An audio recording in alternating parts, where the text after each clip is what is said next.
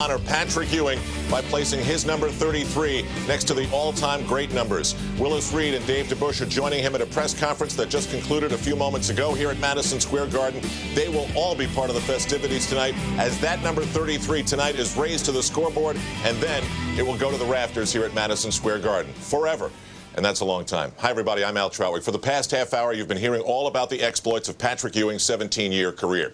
What we're going to do in this half hour is get you set for the halftime ceremonies that will raise his number up to the scoreboard here at Madison Square Garden. It's been a long and fabulous career that PatrickEwing has brought to the New York Knicks and their fans. One thing we want to do is hear what his anticipations are for tonight. In a recent interview with Gus Johnson, they talked about exactly what he expected to have from tonight's game at the Garden. You will join some of the greatest Knicks of all time when your number is retired and your jersey is hung in Madison Square Garden. Can you give us an idea of how you will be feeling? Well, I'm sure I'll be very happy. I played in three different cities, and I always will consider myself a Knick. So to see my name up there with all those other Knick great, I'm gonna be filled with a lot of joy and sadness, because then I really know that it's over. When you played with the Knicks and you would look up in the rafters and see all of the great jerseys, the Clyde Frazier's, the Earl Monroe's, the Willis Reeds, and Bill Bradley, did you ever for a moment stop and say, gosh, it's going to be cool when my jersey goes up there? Or did you ever think about it happening at all? No.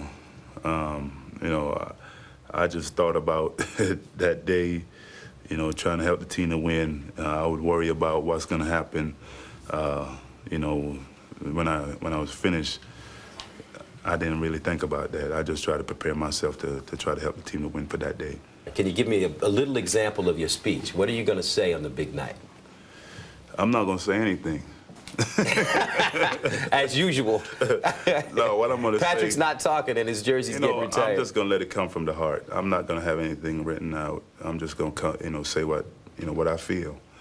And I think that's the way New York has been with me. They've always said what they felt and came from the heart. So that's the way I'm going to be. I think it's going to be a great night. A lot of my friends, a lot of my family, a lot of ex-teammates are going to be there, and I think it's going to be fun. You think maybe we finally get you to shed a tear? I hope not. I hope not. I don't want anybody to see me cry. So whenever if any tears starting to come down, I'm gonna go into the back. And again, that ceremony will be at halftime. The Knicks playing the Orlando Magic, by the way. One of the great scenes will be in the first row of courtside seating, where PatrickEwing will be sitting next to Michael Jordan. 5 times Michael Jordan ended PatrickEwing's dreams of postseason glory, and he offers these thoughts as for what Patrick is deserving tonight. He's very deserving. I think, for a while there, for a long time, when you thought about New York, you thought of PatrickEwing. He, after the years that the Knicks won the championship, came back and gave life back to the city. And he did everything in his power to get them to a championship, and he fell short, and it wasn't because of his dedication, his hard work, but he was truly a champion, no matter how you look at it, and his number definitely deserves to be hung in Madison Square Garden. With this great night at Madison Square Garden, the NBA will go on, and there are all-stars all over the league who want to offer up their congratulations to PatrickEwing. Here they are, and we start with Kevin Garnett. I just want to say thank you, man. Thank you for what you've done for the league. Thank you for what you've done for Big Man, for myself. And, man, enjoy your night, man. You're a real Knick, man. It's only 2 people I think when I think of the Knicks, and that's Walt Frazier and that's PatrickEwing, man. I love you, man. Enjoy your night. Congratulations, Patrick. Absolutely deserved. It's been great watching you over the years. A real inspiration watching you, watching how you compete and how you bring it every night. And again, congratulations. Congratulations, Patrick, on a tremendous career. I grew up watching you play, and I tried to steal some of your moves. Unfortunately, I didn't go to 7 feet tall, so it doesn't really work out by the three-point line.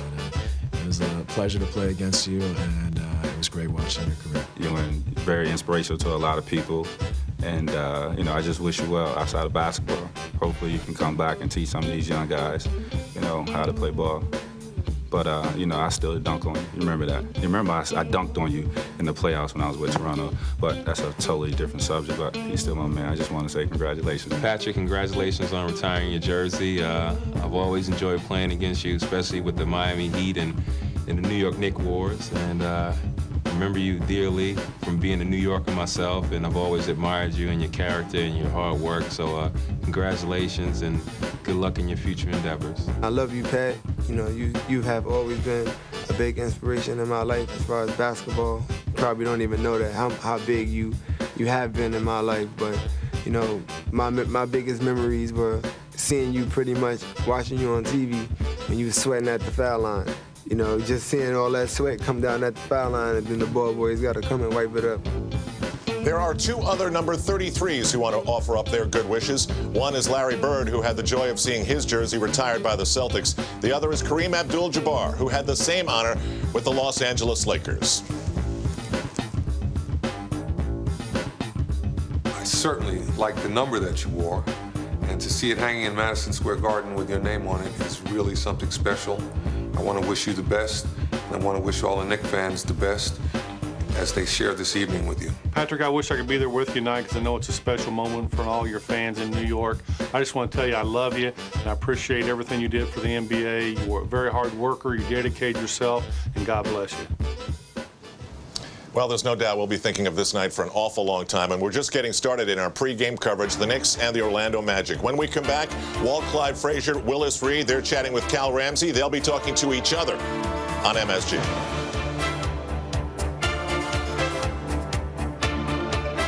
For him, you know, he'll probably be swaying back and forth, trying to hold the tears in. But it's going to be special, and it's more deserving than anything I can ever, you know, imagine. That's Allen Houston, as everybody is weighing in on what Patrick Ewing meant to the New York Knicks. Tonight, he becomes only the 9th man to be honored by the franchise, which goes back to day one of the NBA's history. Number 19 and number 10. Those are numbers that Knicks fans know well. They go back to the glory years and 2 championships for the New York Knickerbockers. Walt Clyde Frazier and Willis Reed. And Clyde is talking to Willis on the court right now. Clyde? Yeah. Willis, you were the pioneer for all this. You were the first Knick to ever have his jersey retired. What was that night like for you? That was a big honor for me. Actually, that was probably a great honor because it's an individual honor. That means you played a long time for the same team. And I think that, you know, yours being second was great. And then I knew that when I retired mine, that eventually we were going to have the Boucher, and we were going to have maybe Bill and hopefully Earl and hopefully some of the other guys. But, I mean, I think it's been great. I think that obviously of all the guys since our year when we won 2 championships, there's no other guy except Patrick. I mean, you know, we would have loved to have him playing with us because we would have had a dominancy like Bill Russell had in Boston if we had Patrick playing with us. So what's your impression of Ewing and ranking among the greatest centers of all time? I rate him in the top 5, I think. And I rate him now because when you take a team and you stay in the playoff for 13 years like he did with them, even though he didn't win the ring, I think the one thing that we had all-stars on our team, and we had also Hall of Famers on the team we played on. And Patrick didn't ever have that luxury, and I think that's tough. And I think the media is a little tougher today, and I think it's a little tougher to build the kind of team we had going back in the 70s, because when I first started, there was only 9 teams. How many teams were there when you came in? I think there were 14. Yeah, so I'm saying now we twice that many. So, I mean, I think it makes it a lot tougher to get the players. And It's distracted tonight because he's got to coach a game. And John Starks, of course. Doc, let's start with you. What's your favorite Patrick Ewing memory? What jumps off the page like a little movie? Well, it's funny. It was last year when I was coaching him, and we get in from Seattle on the red eye at 6:30 in the morning. He's 39 years old, and he goes straight from the plane to the gym and works out for 2 hours. Really? 39, one of the top 50 players of all time, still trying to improve. And I thought it was great for all our young guys to see how hard this guy works at his craft. What about you, John? What's your favorite Patrick Ewing moment? It could even be off the court. I have so many. Half of them we can't talk about. No. No, you know, I can't think of one particular one. You know, it's probably I say this story all the time about where he saved my career, so to speak, when I first got to the Knicks. And, you know, I went up to dunk on him on the last day of cut, the last day you can get cut, and he ended up blocking my shot, and I came down and twisted my ankle. I mean, my knee. And and I always call him my saving grace. I remember seeing you in the training room up there, and we talked about how the fact that you got hurt allowed time to pass for you to make the team. It's unbelievable. Exactly. You know, to me, the thing that really he gave to New York and to the Knicks and the fans, more than anything, was for 15 years a hope and a belief that something great could happen in the springtime. That, to me, is it in a nutshell. Well, he gave his passion and his heart, too. You know, I don't think everyone saw that, but, you know, Patrick Ewing wanted to win as badly as any guy I've ever been around. And, I mean, he gave it to you every night. His passion, he left his heart on the floor. And the part we all miss is I don't think anyone knew how much pride he had. I mean, he has more pride than any basketball player I've ever been around. John, put us in that room after Game 7, 1994. What was that like? It was tough.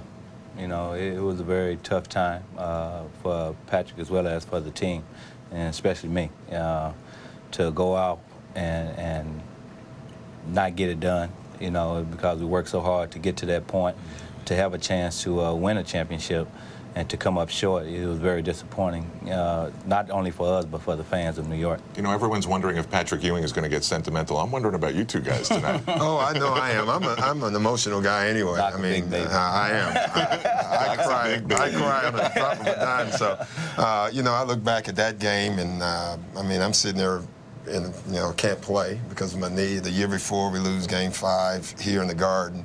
I mean, those are two emotional games for all of us.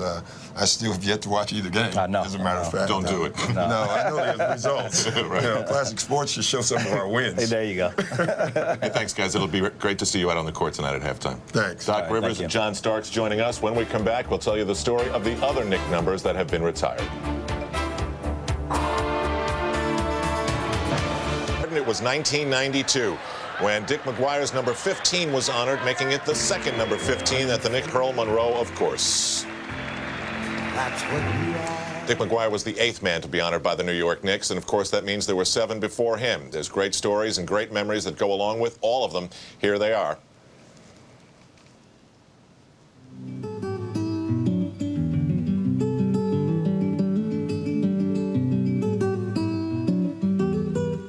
I know I'd be remiss if I didn't thank the greatest fans in the world, the past and present fans of Madison Square Garden. It's very pleasing to me to have my number retired by Madison Square Garden, being the Parthenon of sports entities, and also really symbolizing not only excellence but tradition and all of those things that we cherish in the world of sports.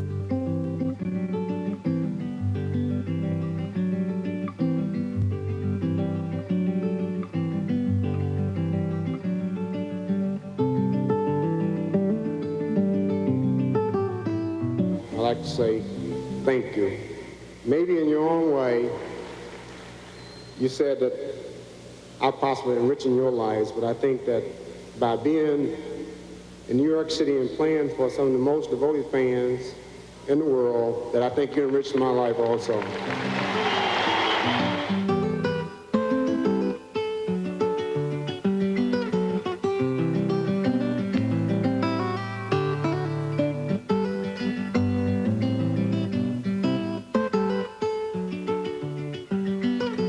There were nights that I stood on this floor and I thought I could conquer anything. And most of the time I did, but but it was all because of the fans and being a motivating factor, the standing ovations, being the 6th man on the floor. These are all memories that I'll never forget. And I just like to say thanks, New York, for everything.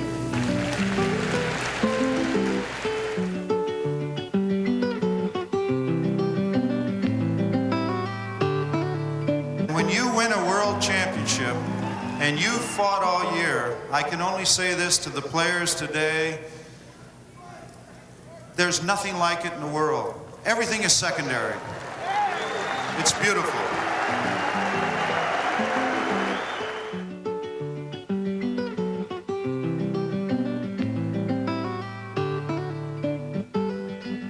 Only if you pull together can you succeed. And only if you realize that it's not who scores is important, but who wins is, and how they win is the most important of all.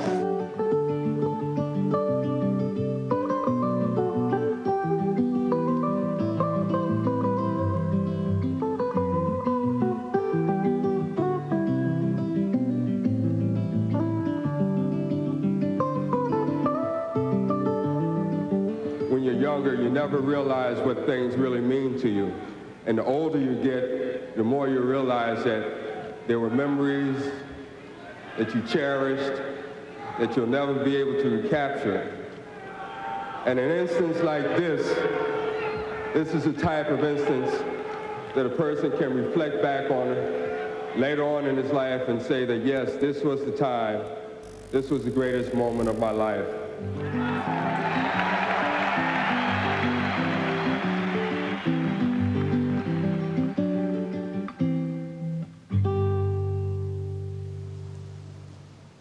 So now, for the first time in more than a decade, another number gets retired, and it's Patrick Ewing's number 33. It's time now for the Just for Men rejuvenating moment. We thought it would be perfect to take Patrick Ewing back in time, the night he was introduced by the late John Condon in the very first game he played at Madison Square Garden. And at center, number 33, Patrick Ewing. Ewing's first points came over Moses Malone, and he would score almost 24,000 in the uniform of the Knicks.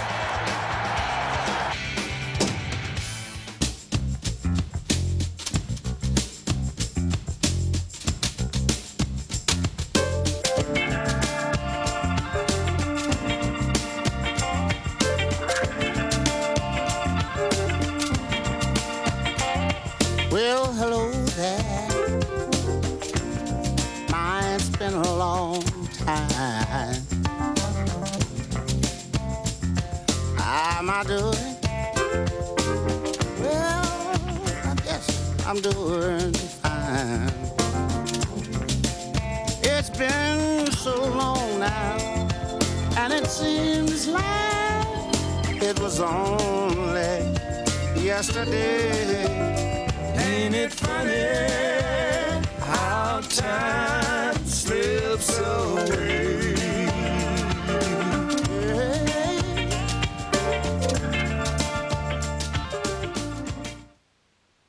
New York. At 7 feet from Georgetown, number 33, Patrick Ewing. And Patrick Ewing, the most famous player ever to wear the Knicks jersey. Patrick Ewing has just arrived courtside. He's getting ready to sit down next to Michael Jordan. And there's Patrick saying his hellos to the crowd and to Michael Jordan. He, of course, now an assistant coach on Jordan's Washington Wizards. So it's going to be a great night here. Meantime, Bella Harrington has looked great, Chuck. Is there a game? I didn't know there was a game tonight. Can you imagine these guys breaking up this celebration by actually playing basketball? Vaughn from the outside, and there's Gooden going after it strong. Giracek thinks about a three on the floor, loses the handle again. Allen Houston from behind, Jacques Vaughn strips him. Hey, John, this is the only time I've been in this building where the fans aren't paying attention to the game. Yeah, that's right. And trying to get They're chanting under Patrick. the skin of the opposing team. Now all they want to think about is Patrick Ewing. Exactly, he's part of the... Patrick Ewing, when he made his first arrival courtside, spotted by the crowd, and just another of many standing ovations.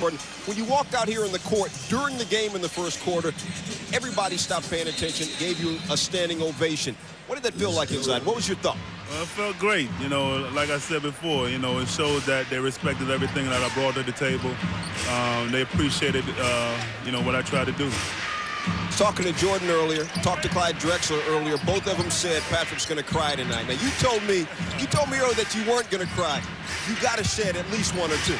No, if I am, I'm going to hold it in until after the ceremony. And if I do cry, I'm not going to let him see. You know, he's sitting there shaking his head now. Yeah, he's been ribbing me for about 2 weeks now, telling me I'm going to cry, and I'm going to do my dangness not to. Now, 21 years ago, Jordan and Carolina beat you and Georgetown in the national title game. You never won an NBA title, mainly because of this guy right here. He's retiring at the end of this year. Now, if you came back at 40 to play for anybody, you might have a chance. It could be true. It could be true, but no. When we've had our battle, you know, from high school to college to the NBA. It's been great rivalry. Unfortunately, he won most of them. But I mean, I think he's a great guy and a good friend.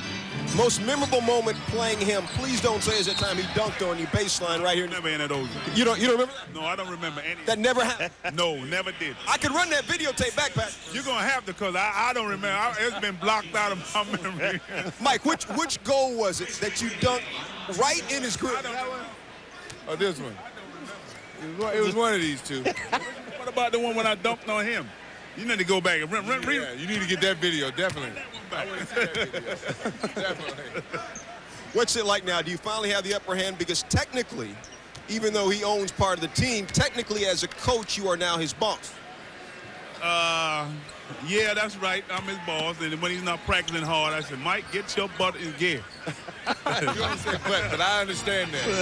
We understand that kids are watching. We understand. When does Michael ever not practice hard? Oh, no, he practices hard. I mean, for the most part, this part, you know, him being here and Oak being in Washington, the coaching staff, has made my transition from playing to my next life much easier.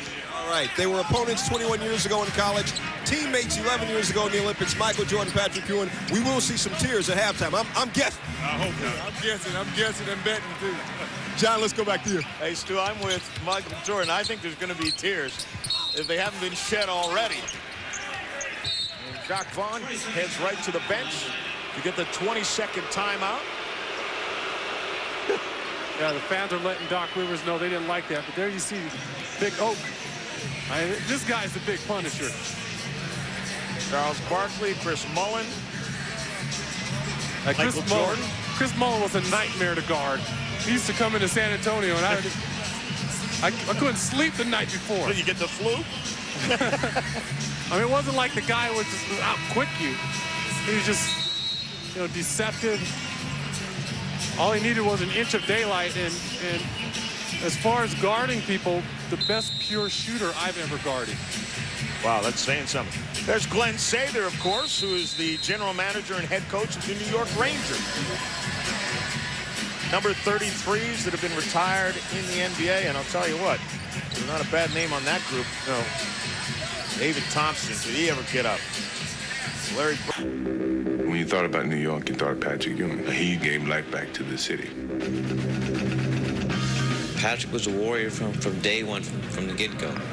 Misses, and Ewing says hello to the NBA. He's going to go down as one of the best centers ever played in the history of the game. Alley-oop to Ewing. You got to appreciate what this guy has done for the game, because only a select few has done it at the level that he has. Really threw it away. 1 second. This has reached heroic proportion. Pat is definitely representative of the heart and soul of New York, and that leave your blood, sweat, and tears on the floor mentality that the Knicks have come to be known for.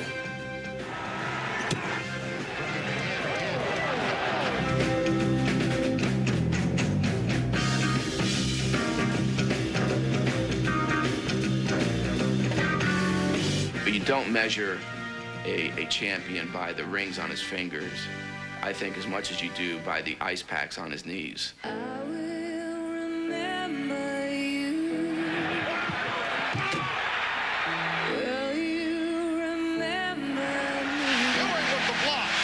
Ewing again. Don't let your life pass you by.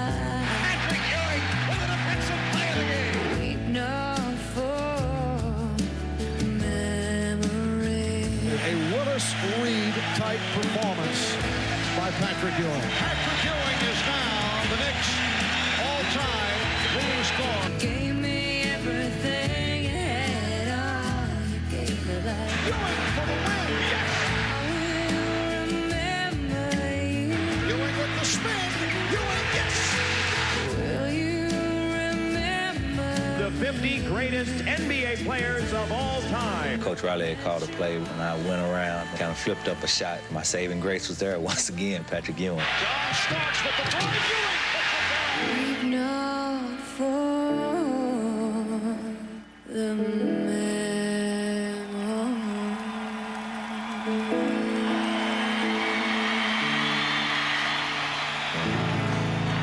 Ladies and gentlemen, please welcome MSG Network's Marv Albert. Thank you. I'd like to welcome you to a very special evening honoring an extraordinary athlete who defined what it meant to be a New York Knick for 15 years. He is the New York Knicks all-time leader in nearly every category, a top 50 NBA player and sure Hall of Famer.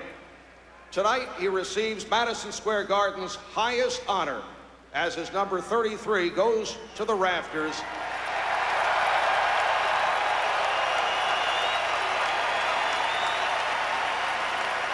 With number 33, never to be worn again. Ladies and gentlemen, please welcome Patrick Ewing.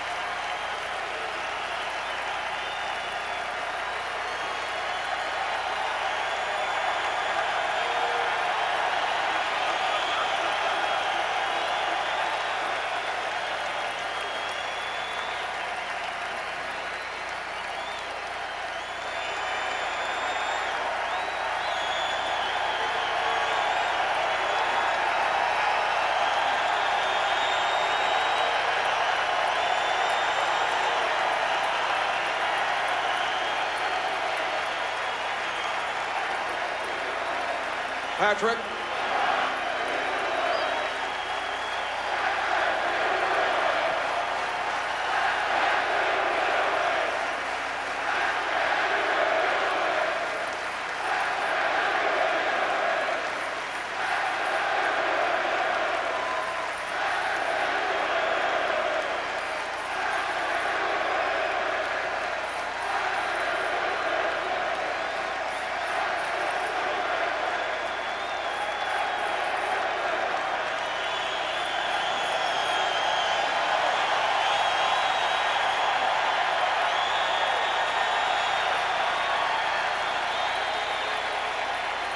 Patrick, are you ready? All right, tonight we have 4 distinct groups to join in this tribute to Patrick. First of all, the current New York Knicks. Let's welcome team captain Allen Houston as he presents our first gift of the night.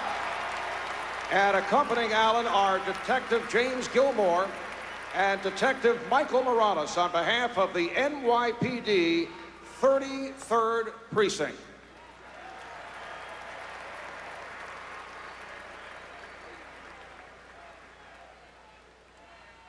Patrick, to the greatest player that will ever wear a New York Knicks uniform.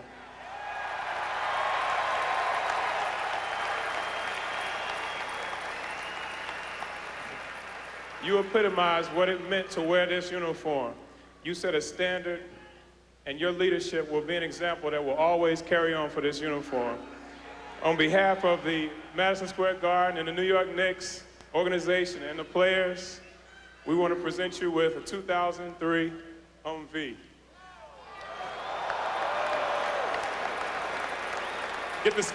Scoot the seats back.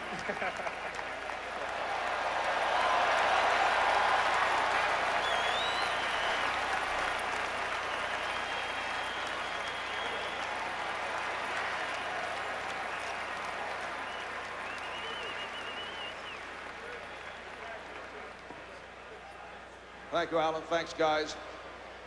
As we know, Patrick was one of the league's hardest workers, and no one appreciated that more than his teammates, his coaches, and his mentors. So, Patrick, here tonight, in your honor, are some of those athletes who wore the orange and blue with you as a New York Knick, along with several key figures from your career. And here they are. Tim Walsh, Mike Saunders, Dave Checketts, David Falk, Doug Collins, John Thompson, Stu Jackson, Jeff Van Gundy,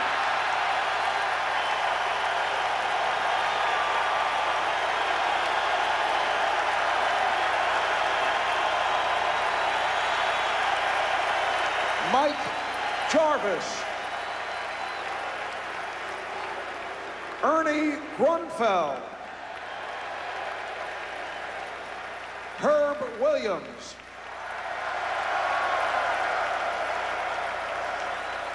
Bernard King,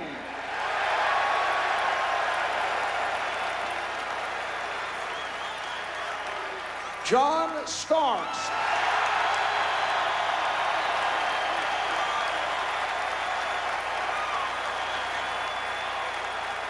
Louis Orr, Gerald Wilkins, Chris Childs, Trent Tucker, the X-Man Xavier McDaniel, Kenny Skywalker, Johnny Newman, Doc Rivers,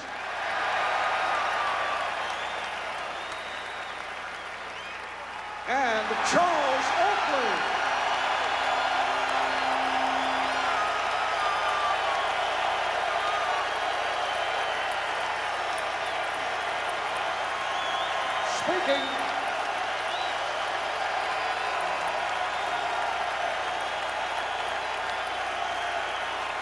Speaking on behalf of your former teammates is Herb Williams, who will be joined by Natasha Zuniga and Paul Kincaid, two students from Public School 33 in Manhattan. Notice we have a 33 theme going here.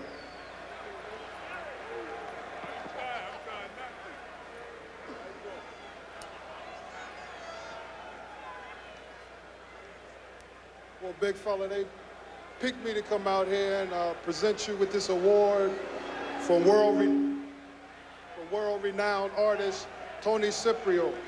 But one thing we know, you've always been our leader. You can tell it.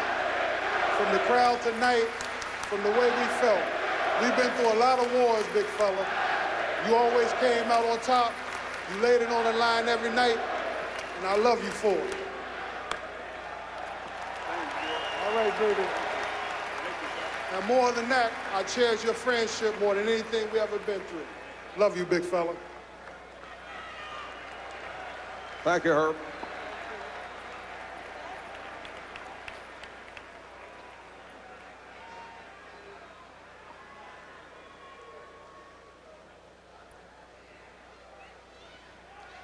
Now, Patrick, as you know, in just a few minutes, your jersey will be joining the greatest Knicks in history, as it will be hanging from the ceiling here at Madison Square Garden. And many of those Knicks greats are here tonight, so let's introduce them for the next. Hall of Famer Dick McGuire.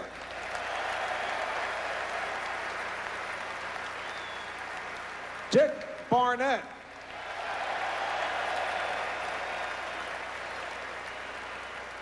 Earl the Pearl Monroe.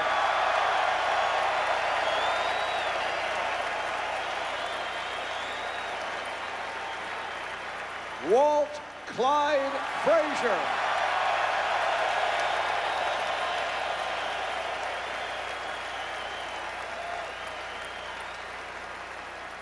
Number 22, Dave DeBusschere.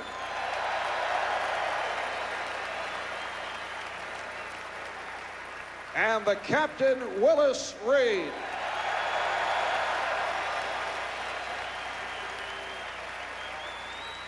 Now, representing this group is the Knicks Hall of Fame center, number 19, Willis Reed. Willis will be joined by Joel and Adam Frimmer, representing you, the fans, two longtime season ticket holders from Section 333.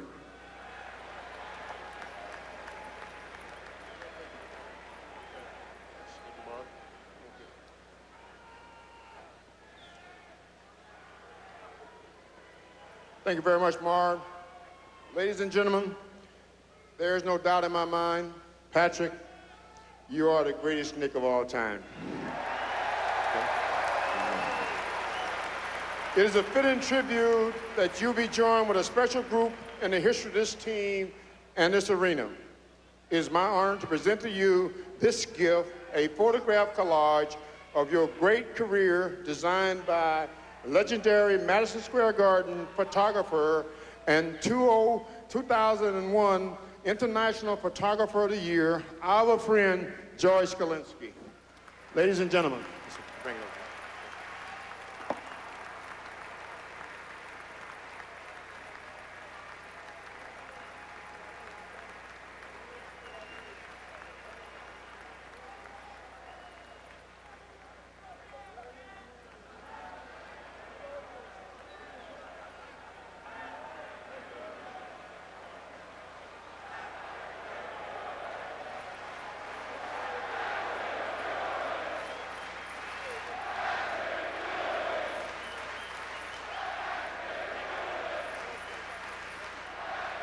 Thank you very much, Willis.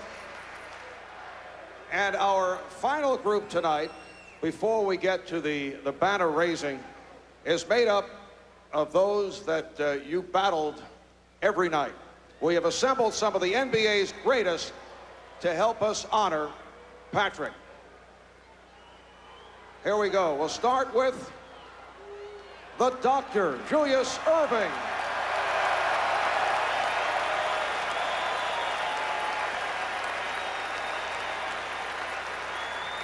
Clyde the Glide Drexler. Dikembe Mutombo.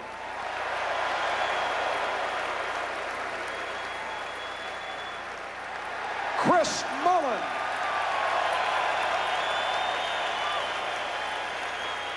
Charles Barkley.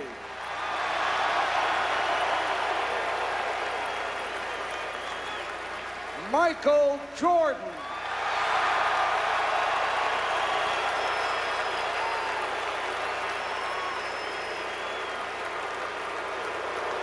Alonzo Mourning. And representing this group is your fellow Georgetown alum, one of your biggest rivals and supporters, another great 33, Alonzo Mourning. And along with Alonzo, two members of Engine Company 33 in Manhattan, Bobby Schmuck and Don Casey. And Alonzo will be presenting you with your old number 33 framed, while we also roll out a customized rack of autographed jerseys from some of the great players in sports who have worn number 33, ranging from Kareem Abdul-Jabbar, David Thompson, and Larry Bird, to Tony Dorsett and Eddie Murray, your own collection of retro jerseys. Nice item for the Ewing household. Alonzo?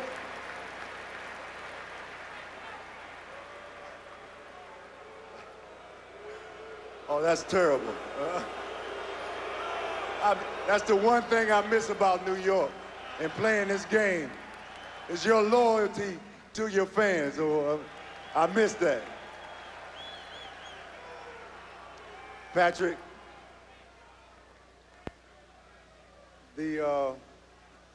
words can't explain, man, how much you mean to me. Ever since I picked up the game of basketball, you've been an inspiration to me. At the same time, not only have you been a competitor, you've been a friend, and you've been like a big brother to me.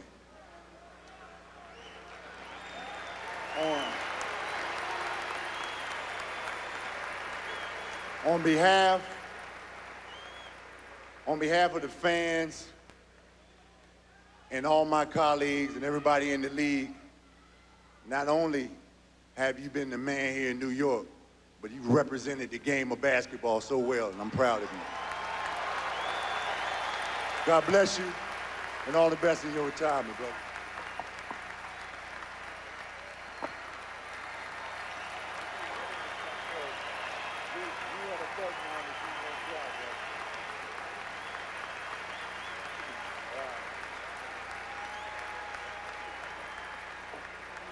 Thank you, Alonzo.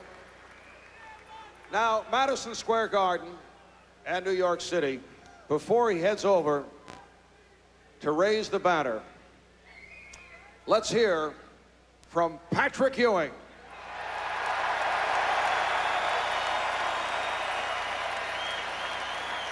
Thank you, Marv.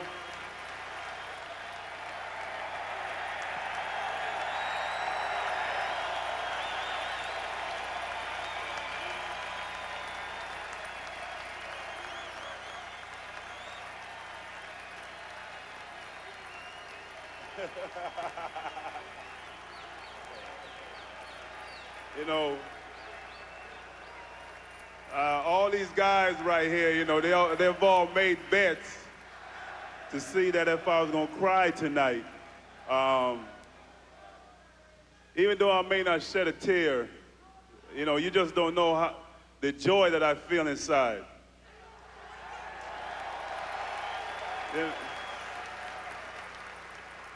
I've been 15 years here in New York, 15 years playing, that is. But I've never left, even though, you know, I moved on to other teams and other walks of life. I've never left. I'm always a New Yorker.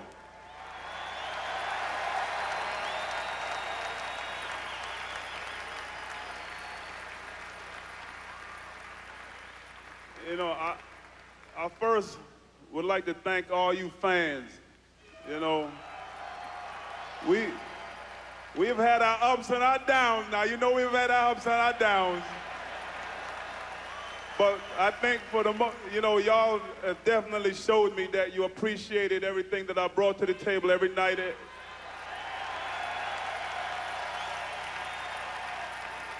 You know, if I had to do it all over again, I wouldn't want to play nowhere but in New York for you guys.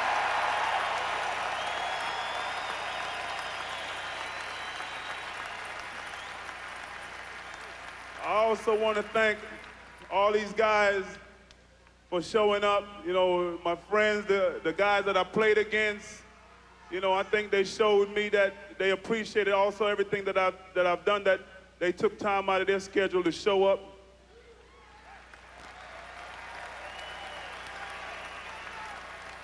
Also, you know, I you know, these guys, you know, my ex-teammates, management coaches, college coach, high school coach, trainers, everybody, you know.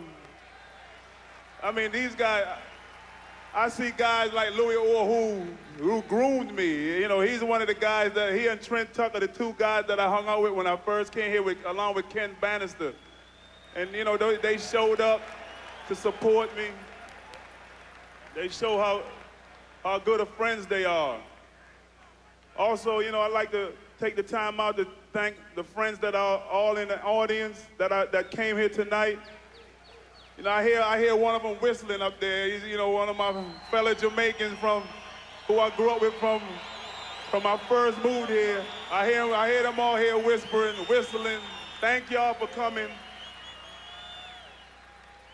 I'd also like to thank my family. You know, my kids, they over here, they're gonna help me raise the banner. My father, my brother, my sisters, my nieces, nephews, all of them.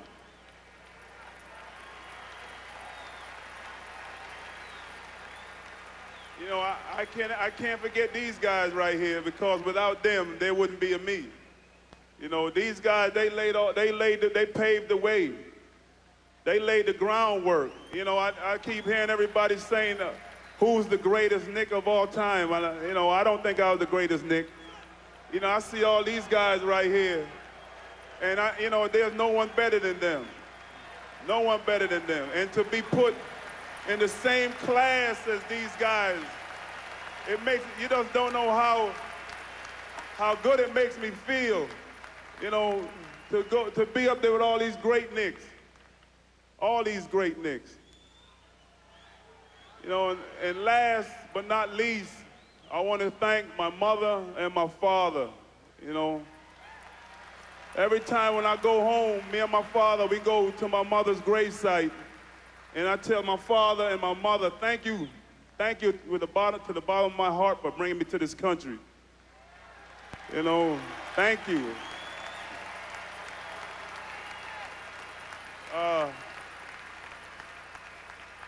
But you guys don't know how great it feels to be here tonight, to raise my jersey, put my jersey in the rafters with all these great guys. But I just want to tell y'all thank you very much for all the support that y'all given me through my whole time here and afterwards, because no matter where I go, I can't get away from New York, because you guys are everywhere. You always come up to me and let me know that y'all appreciate me. I see Spike over here in the crowd. I remember when I first came, Spike, your seat was way up the top when I first came here. Look where you are now. but thank you very much for bestowing this on me. I really appreciate it, and thank you very much for all the support that you gave, not only me, but the rest of my teammates. I always will be a Knick, I always will be a New Yorker. Thank you very much.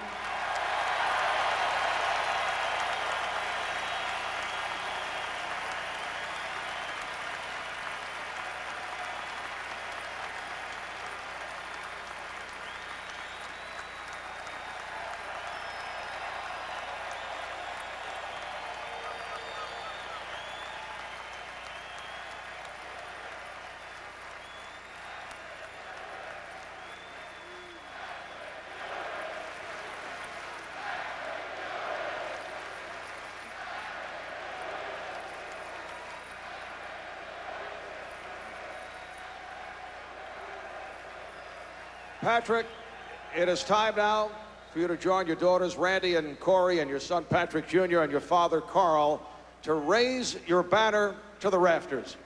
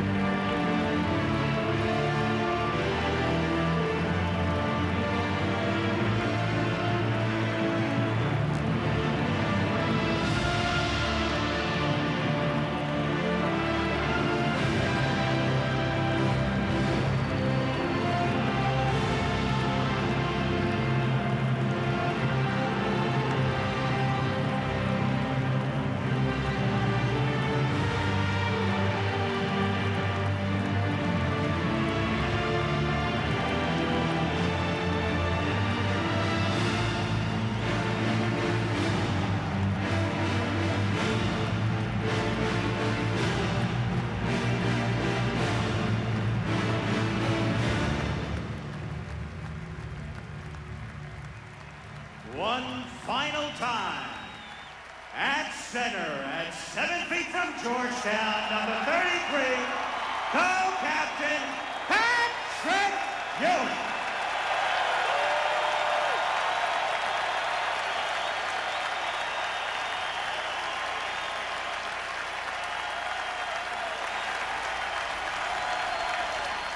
Patrick Ewing being honored at halftime in Madison Square Garden, and Greg Anthony, they know how to do it right at MSG. Oh, without question. You know, it's such a wonderful night and so emotional. I mean, I'm personally getting choked up just because, you know, this is really what life's all about, being able to reflect back on all the positives that you were able to accomplish in your career. Patrick exemplifying greatness in terms of his approach, his work ethic, his leadership, and you can see all of these He's going to go down as one of the best centers that ever played this game. And you got to appreciate what this guy has done for the game, you know, because only a select few has done it at the level that he has. Only a select few. Here starts the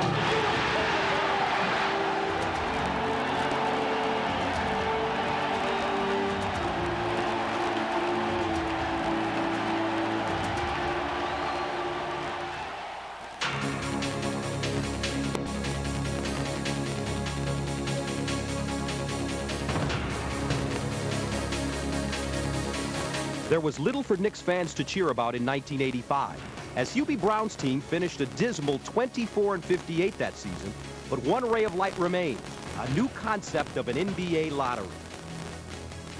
At the time, just prior to the draft, the Knicks had come off a really poor season, and people were really down on the team. And here was this hope of the lottery. And the buzz had begun that the Knicks had a shot at this extraordinarily gifted savior, if you will, named Patrick Ewing. Ewing dribbles, Jackson. He just had an impact on the game, and if all else fell, he was always the last line of defense, and he was always successful. He was just incredible, a tremendous force, a guy that you was afraid of, a guy that dominated the game without scoring. Playing against him was a nightmare. It was truly a nightmare. In the first ever lottery, each of the 7 teams had an equal chance at the #1 pick and the rights to Patrick Ewing. As Commissioner David Stern drew the envelopes one by one, Knicks general manager Dave DeBusschere anxiously watched as his team's fortunes would change forever. The second pick in the 1985 NBA draft goes to the Indiana Pacers. Basketball is back in New York City, my friend. When they pick Indiana, I can't believe that I was lying on the couch and I actually jumped up and there was hysterical screaming and yelling in our house. The New York Knicks, for their first pick, select Patrick Ewing of Georgetown. I think his national prominence is going to have, from a media standpoint, more of an impact. And we feel that Patrick is someone that we can have as a backbone of our franchise for a long time. The city reverberated because we started counting our championships at that point. There's a great deal of pressure playing against, playing in a packed gym with 20,000 people there. I think I'm capable of handling any pressure that will arrive in the near future.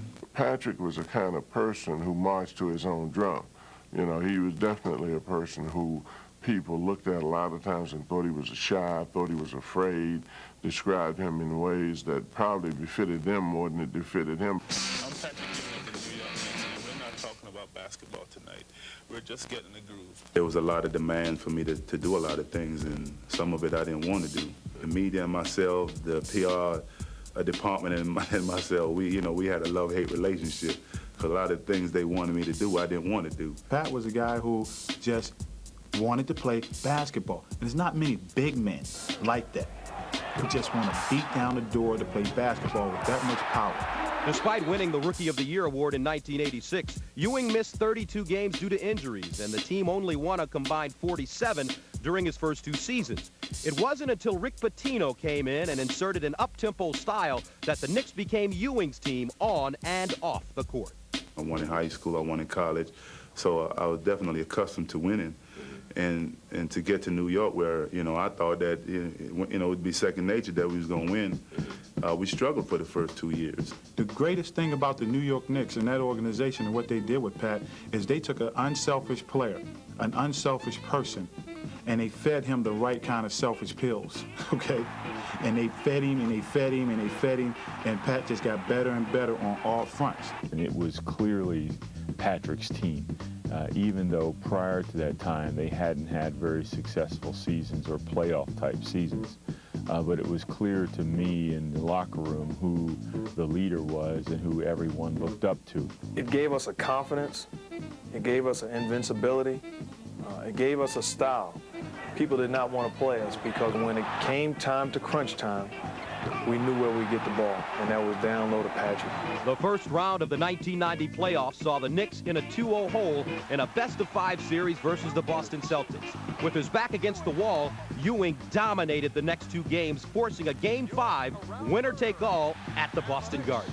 We went into the game fighting history and really with our season on the line. It's not too often when you go up to Boston and the best 33 is the guy on your team as opposed to Larry Bird. It was just a great experience, a great feeling for me because growing up in Boston and, listening to all the Celtics hype and, Larry, he's always out there talking trash and he was talking trash that day.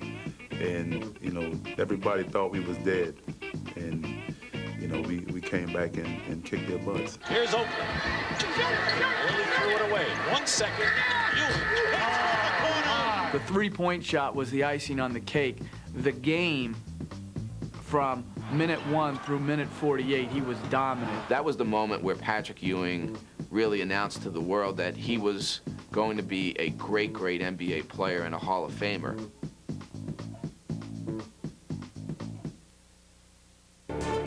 You're watching Patrick Ewing, the man in the middle, presented by the New York State Smokers Quit Line. Call 1-866-NY-QUITS, or for the deaf and hearing impaired, call 1-800-280-1213.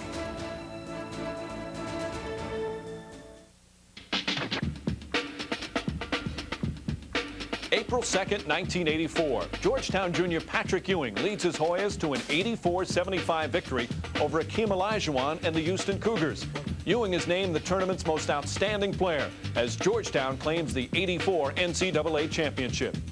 This Patrick Ewing moment is brought to you by the New York Smokers Quit Line. Remember to join MSG Network February 28th for Patrick Ewing night during the Knicks Magic game. Coverage starts at 7. Welcome to the Big Apple, Pat. I used to run on the beach in California, and I began to visualize in my mind, even during that off season, what it would be like for me to coach him and to talk to him and to motivate him and to draw offenses up for him and all those things. And that's the reason why I went to New York. Wow, a Big Apple. And a championship ring inside of there, too.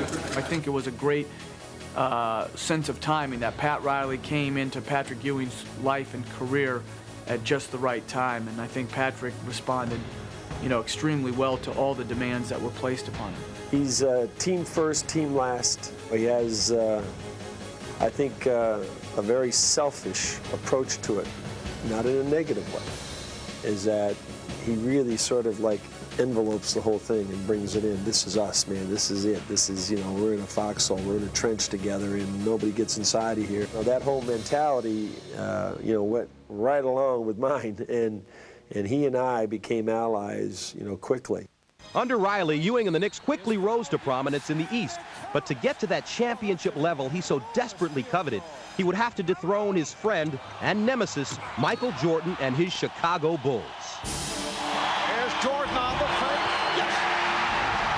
52 points for Michael Jordan. Well, we always called Michael the Black Cat. Because he was bad luck to everybody. And Jordan gets in. We always felt like we had the opportunity to be that team. And Patrick could have been that person in terms of Michael Jordan being the one to carry the banner and win championships. It was at a time where, we were peaking. I was at my prime, he was at his prime. We had a better squad than his. I don't think it was about his play. I think it was just, people surrounding him and people surrounding me. And I was able to lead my team to victory more often than him. We were down in a hotel in Utah, and the one thing that came out of the interview and sitting there for 45 minutes with him was that He wanted to not only win a championship, but he wanted Jordan to be there. He wanted to beat Jordan to get there. I'm very solid with my decision of not to play the game of basketball in the NBA. After 4 failed attempts at getting by MJ, the Knicks immediately became the odds-on favorite to go to the finals out of the East. The energy in New York was, you know, it was tangible. You could almost touch it. Ewing felt like, this is my chance. This is my one chance right here to get to the finals. The teams that had the big center, the great big center, I think were the teams that were going to have a chance to really get there, and we had one of them. He knew that this was a good shot for us to win it all, and whenever a superstar smells something like that, it's going to take his game to the next level, and he did that for us. Patrick's ready. We're going to the championship, and he had all the engines charged. He was ready to go, and he was a man on a mission, and we were getting prepared to ride his back to the championship. Ewing led the Knicks past the Nets and the Jordanless Bulls in the first 2 rounds and found themselves in a war with the Indiana Pacers that went to a 7th and deciding game of the Eastern Conference Finals. Game 7 is where it all took place, and Patrick stepped up. He knew what he had to do that night. We were all just role players that night, just filling in gaps. Coach Riley had called a play where I was to pop up, catch the ball, and Patrick was to come set a high pick. And he did that, and I went around and went up to the basket strong, kind of flipped up a shot, a layup, and my saving grace was there once again, Patrick Ewing. John Starks with the drive. Ewing puts it down. Out of nowhere, Patrick comes and saves the day, in essence, and gives us that chance to go to the finals. I would put that moment with the final buzzer, Ewing celebrating, slapping hands, giving high fives, I'd put that pretty close to the sound that I recall when Willis Reed came out on the court and everything stopped. That was the first time in public where he brought New York in. He wrapped his big arms around the city and the fans in what would prove to be his greatest moment. It was billed as the battle of the NBA's best centers, Patrick Ewing versus the Rockets' Hakeem Olajuwon. The series went to a Game 7. Patrick Ewing 48 minutes away from his first NBA championship. It's going to come down to the 2 best players playing against one another. You know, even though you're playing with a team context, it's going to come down to that. John sort of got in the way. His bad 4th quarter of Game 7 sort of got into the way of a great battle between, you know, Hakeem Olajuwon and Patrick Ewing. Perhaps that was the difference with Patrick, and he was always this guy to say, give me the ball. But I think he wasn't as ruthless as Jordan with his teammates, that he wasn't going to step on them. If he had to win the game by stepping on his teammate's throat and humiliating him publicly, he would do it. It didn't matter what he had to do. I think in nature, Patrick was a better and more decent person than Michael Jordan. And I think that's why maybe he didn't get that title that year when he should have. I actually hung out with him after the game, and we had dinner, and we were there to celebrate with him, really, you know. And unfortunately, he came up short, you know. But he had nothing to be ashamed of. He just kept blaming himself, you know, that, you know, he didn't give enough, you know, to win. You know, he was absolutely upset beside himself, you know, getting that far and not winning it, and then not knowing whether or not you're ever going to get back there again. It's just something that it's very hard to explain the emotions and feelings unless you've been there. Patrick Ewing's story is really the story of America. They came from Jamaica one by one. As soon as they had enough money to bring the next family member over, that family member came. And you know, at the end of the day, Patrick Ewing grew up in pretty extreme poverty. He had a bed sheet for a door.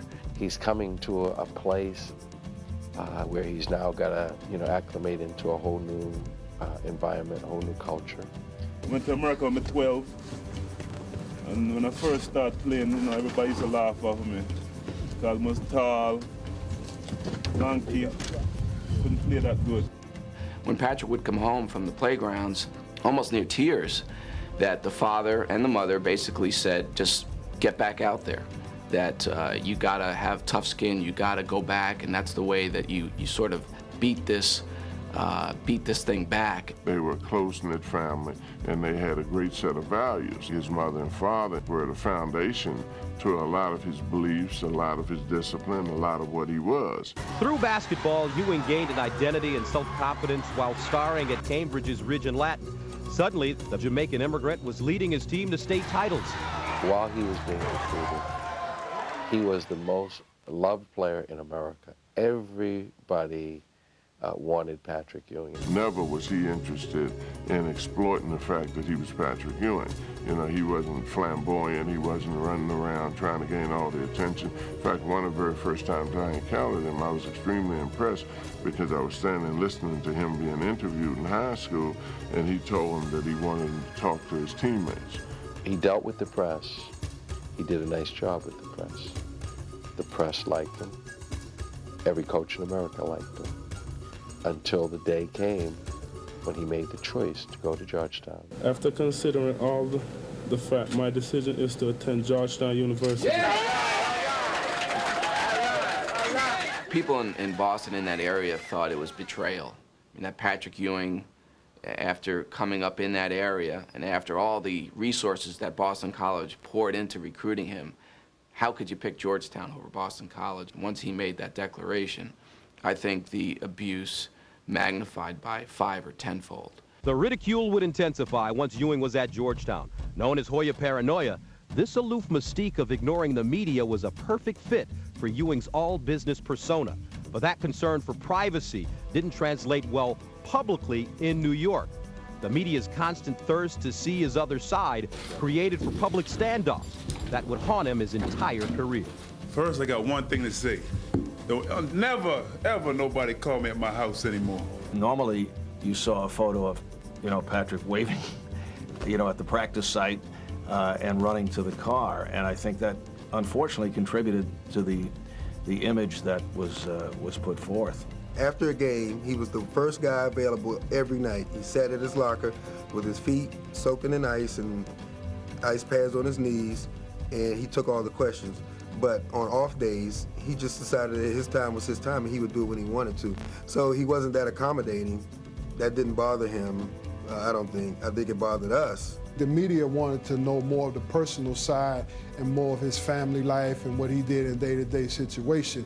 He kept it as strictly basketball because he felt, I'm here to play basketball, you're here to report about basketball, so that's what we're gonna talk about. I'm just like anybody else. I have my strengths, my weaknesses. I have good days, I have bad days. I'm private. I like to spend time with my friends, my family. He works harder at being a friend than most people that I know. And he's a guy that you would think wouldn't have to, and I don't think he really has to, but he does. From very early on, he cared about what other people thought. He wanted to be liked. He wanted to be respected. He wanted to win. He wanted to really show the world a little bit more about who he is, and I wish that had happened. It really didn't to the extent that it could have. He had the ability to block out the pain, block out the problem, and just go ahead and play the best he could. In Game 7 of the 1995 Eastern Conference Finals, Ewing's desire for a title outweighed the pain in which he played with. His calf muscle had been bothering him all series. It had swelling up about twice the size of the other, but he never said anything about it. I never expected him to play. I was getting ready to get my mindset ready to go in and have to play the next day. And when I walked in the locker room, he was already there and he was dressed. And I asked, I said, man, are you all right? He was like, yeah, I'm playing today. And he missed the shot at the end of the game, and everybody was saying he should have dunked the ball. And he took a lot of criticism for that game, but people don't know how bad he was hurt. We didn't want to ask the question because we knew how painful it was for him as a player to lose a game like that. And he answered very calmly, I just missed the shot. I just missed the shot. Ewing down low, goes down hard, and Ewing in a lot of pain on the baseline. That injury to his shooting wrist was an absolutely devastating injury. And I remember on New Year's Day, Patrick held his first press conference since that injury. And he basically guaranteed that he'd make it back for the end of the year. I remember being in Indiana for that practice before Game 2. And I just remember seeing him sitting next to Jeff at the end of that practice, down at the other end of the court, and seeing how they were talking to each other, and just realizing this guy's actually going to play. This son of a gun is going to make it back. And I could not believe that he was going to play again in that season after what he went through. And that day was the day I sort of decided that he really doesn't need to win a championship ring anymore. You know, you don't measure a champion by the rings on his fingers, I think, as much as you do by the ice packs on his knees. As an 8th seed in 1999, the Knicks were able to reach the NBA Finals despite Ewing being a spectator with an Achilles injury. That, coupled with him opening the following season on injured reserve, created a buzz that the old Warrior was standing in the way of a young team. You trade a guy like that, even though he wasn't at his best at the end of his career, he still could bring something to the table. I went down to Maryland and spoke with him at length at his house about why I didn't think it was in his best interest or our best interest for him to be traded. But then I found him even more resolute, that he felt that it was time for him to move on. There were some nights I felt like it was time for me to go, and that's one of the reasons why I asked to be traded. I just got tired of hearing the rumblings, the rumors, and the team's better off without him. So I just felt, you know, it's time for me to move on. On September 20th, 2000, Patrick Ewing's 15-year career in New York came to an end. He was dealt to the Seattle Supersonics. And after leading the Knicks to 13 straight playoff appearances, the big fella had one more Garden moment left. It was a real special night in a lot of ways, and yet underlying all of it, the applause, the ovation, was this feeling of guilt in the building. Like, you know what, we didn't really appreciate this guy the way we should have. Basketball has been very good to me, but I felt it was time for me to move on. I'm sorry that I couldn't help bring a championship here. I know a lot of the guys who played with me, some of them are in this room. And every time we stepped out on the court, we gave it 110%. Unfortunately, you know, we fell short. He has a heart of a champion, and to have that to show for his career I don't think it shows any less of a career for him, but yet it's a good piece to have. Unfortunately today, if you don't win, then what you've accomplished is somewhat diminished in the eye of the public. I think he's the greatest Knick player ever play. I mean, unfortunately for him, he didn't have a Clyde playing with him, or he didn't have a DeBusschere or a Bill Bradley playing with him. And if he had had those kinds of players with him, I mean, he would have won some championships. I wonder how many coaches Magic had. I wonder how many coaches Isaiah had. I wonder how many coaches Michael had. When you look at the inconsistencies that he had to deal with, I mean, folks talk about winning as if it's something you just pluck out of the air. Winning, you have to cultivate and create a situation that's conducive for you to win. You'd almost like to scream out and say, hey, look, this guy should not be judged by whether or not he won an NBA championship. He should be judged by how great he was throughout his career. You having the burden of that city for, 15 years, trying to get them to a championship, you should honor him tenfold for not giving up on the city. He never did. Not one time did he give up on the city. Patrick Ewing was the best player to ever put on a New York Knicks uniform. His presence, his style, what he stood for, every unspoken word, every spoken word, Pat, by far, is a hero in my heart. What players want to know and what they want to try to achieve is that what they did in their career counted and mattered. And Patrick was truly significant. He may not have the ring on his finger, but what he did in the NBA had true significance, and it counted, and it mattered. And when he lays his head down on that pillow at night, he knows that.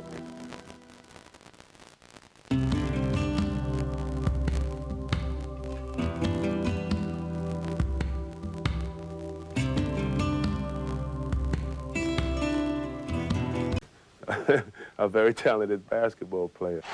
Inside of 2 minutes, Ewing, the big step, and the big basket by Patrick Ewing. I'm from Jamaica. You hear about America, think about, come over here, you're going to make it, you're going to do this, you dream. But on the other hand, I was also sad because, you know, I love Jamaica. I wonder, will it take me under? The second pick in the 1985 NBA draft goes to the Indiana Pacers. Basketball is back in New York City, my friend. 7-foot Patrick Ewing is a Knick. Patrick Ewing, come on down. What up, what up? It's time, man. It's time.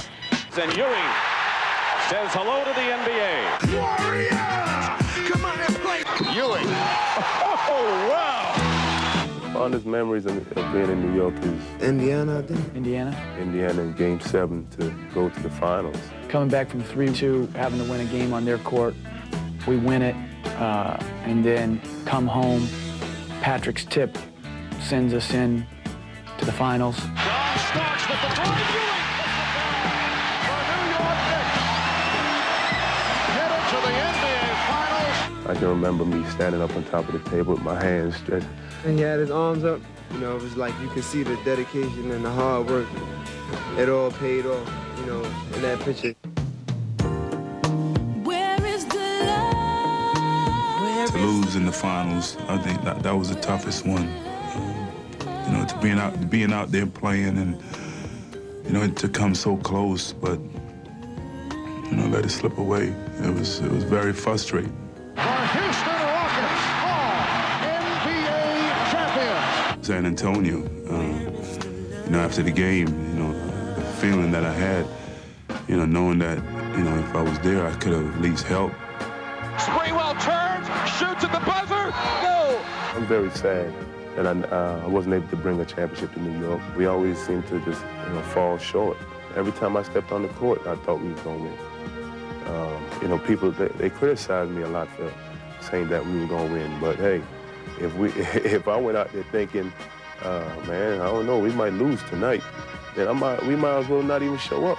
I was watching something about Michael, and I sit there and I'm like cursing him out. Like, you bum, if it wasn't for you, I might at least have 1 or 2 championships by now. He kids me today that he's always made sure I didn't get one. You won't see me tonight, baby. You won't see me tomorrow. I was in New York for 15 years and finally realized that you're going somewhere else. I was shocked, I was surprised. He wears the familiar number 33, but the uniform is different. Welcome back, our number 33, Patrick Ewing. Patrick Ewing! Patrick Ewing! And you can see the emotion on the face of Patrick Ewing. I will remember you. Oh, it's just good. Ewing. An impressive start for Patrick Ewing. Oh, and Ewing with the tip. Persistence personified by Ewing now, overwhelming the Knicks. The most enjoyable part, I guess, was the standing ovation. I was like, dang, all right, let's get the game started before you start making, you know, before the tears come out.